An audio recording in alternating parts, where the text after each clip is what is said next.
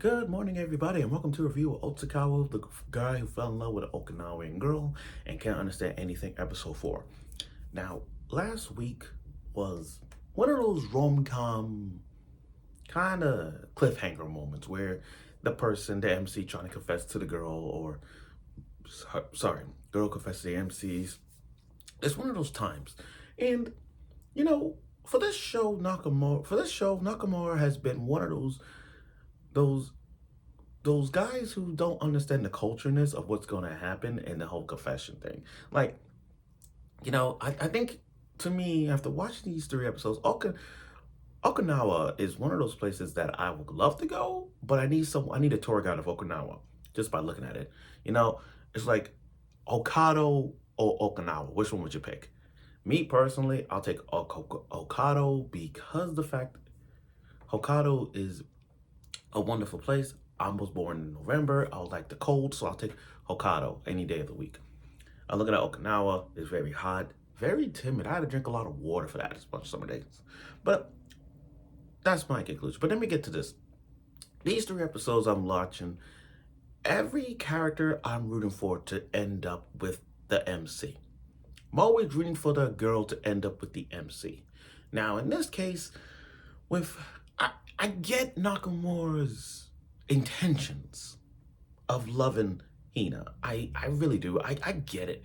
I mean, it's love at first sight. I'm not judging him on that. I'm not crediting him on that. But for God's sake, I'm starting to not like, how do I put this? I don't hate the MC. I don't hate Nakamura. I don't hate him. It's just respectfully hate him because, dude, it's called Google Translate. Do it. And I'm still one of those guys who's like, why you went to Okinawa in the first place if you don't know what the hell they're saying? That's all I'm trying to say for this guy. Like, I don't know if there was a culture exchange idea or anything like that, but dude, you go to Okinawa, what you thought was going to happen? You thought we were going to have the same language as you? You thought, but it's called Google Translate. Learn it. Please use it. But again, last week was going to the confession and beginning to see what he was going to say to Kana. And I said to myself last week on my video, this was a lose-lose situation. Now, excuse my voice for talking like this because it's the glariness. I couldn't do it yesterday because of the glariness, but I decided to do this right now before I get to work. So without further ado, let's get right to it, the review of this episode 4, because there was a lot to discuss on this one. Well, not really discuss, more like straightforward with the team I'm supporting with is Kana. And Kana is the best supporter I ever had in this show. Okay, so we get to so this episode right now is getting right to the mix of where we left off at, where he was going to confess to Hina, but Hina put on that makeup, all that stuff, and he laughed. But again, he blew it again, not confession. One more, he's not confessing to anything. So now in the Okinawa, they do this kind of dance where they all gather up and do the dance. Kana, I want to give a shout out to Kana here. Kana, I am this close to being on your team. Like, I'm Team Kana all day. Like, how do I put this respectfully? It's like, throughout these episodes, 3 episodes, including this one, Kana has stepped up little by little, getting closer and closer to Nakamura. Now, Kana is a very nice friend to Hina. A very, very nice friend. And whenever Hina says something in Okinawan language, Kana steps in to translate it. And there's been tropes, there's been hints that Kana has feelings for Nakamura. There has been, even her friends know that there's something going on between Kana. I mean, Kana always have these blushiness towards it. It's like when she around Nakamura by herself, her personality change. Like if she was with Nakamura and Hina, then, regular personality, this and that, same old Kana. But with her and Nakamura together, it's a whole different ball game. And again, he needs to work on his. He needs to work on what he's saying because this rom-com has like misunderstandings, and it focuses on like it's comedy, but it's the romance they take away. Like, yeah, it's a rom com, but it's 60%. To me, it's like 60% of the comedy and then 40% of the romance, which is a good. I mean, it's okay, but like I said, I see what they're doing. They're focusing on the comedy than the romance because on the comedy side, it's all Okinawan language. It's all about Okinawa and the culture that is going on in the world of Okinawa.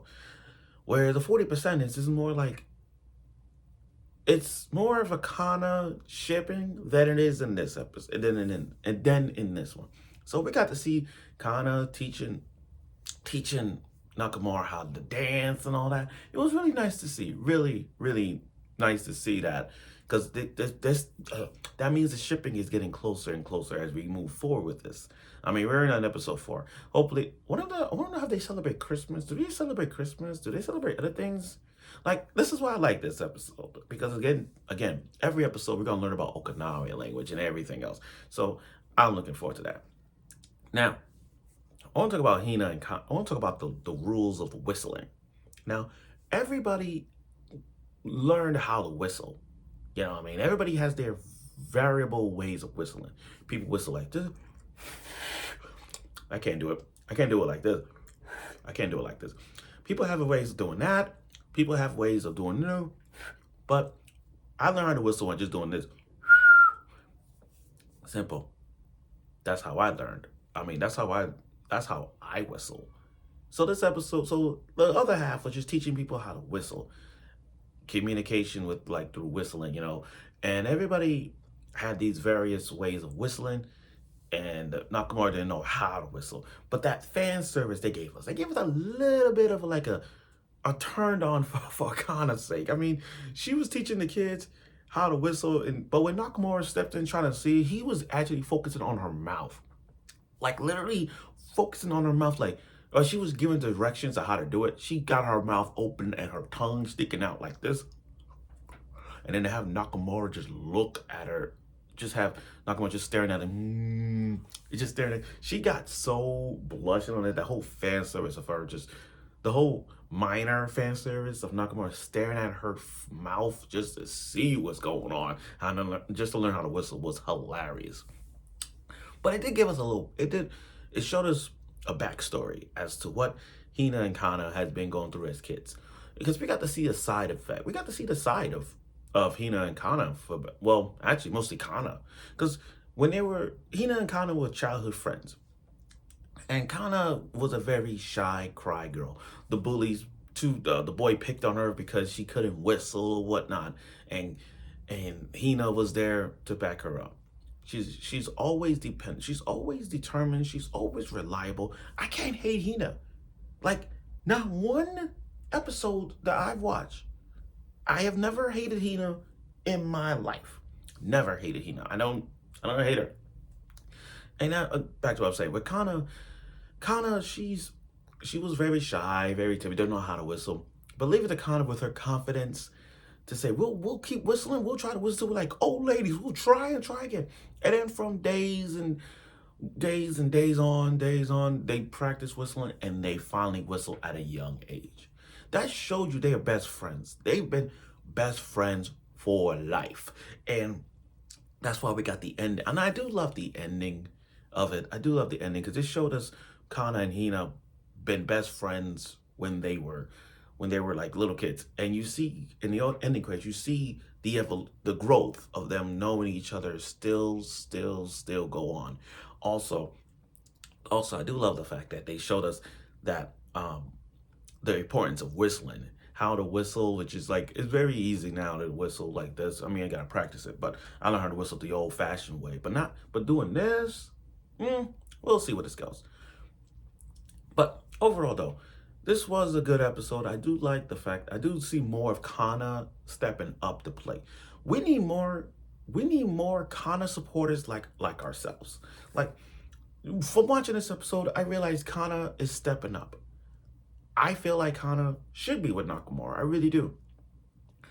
I just hope that the MC sees it that way throughout the episodes. Like, I hope later on he sees it. Like, oh, Kana's been in love with me. Like, I'm waiting for that one freaking moment where Kana confessed to Nakamura for real, or Nakamura finally don't use Google Translate and listen to Kana and finally realize, oh, Kana's been in love with me and Hina's not. And biggest plot twist, what if Hina already like has a crush on Nakamura? Oh, hell, I won't even be surprised if Hina already knew the fact that that Kana likes Nakamura. Like, I won't even be surprised. See, there's so many routes leading towards next week's episode and so on that I'm still rooting for Kana at this moment. And I see Kana supporting even the whole foreshadowing of seeing Kana like Nakamura. I see that. There's a lot of hints that we see that. But with Hina, on the other hand, it's like, you know, Hina is the ultimate tour guide to Okinawa. I don't think she don't know love like that. She don't know nothing about love or nothing like that. She's just an energetic girl who loves Okinawa, who love the culture, the structure of it. You know, just want to have fun. She just want to have fun. I'm not saying Hina Nakamura met together. I'm not saying that. But just if the episodes go on to a point where, you know, something changes, we'll see. But again, I'm supporting Kana no matter what. So I look forward for next week's episode of it, and I'm sure you will.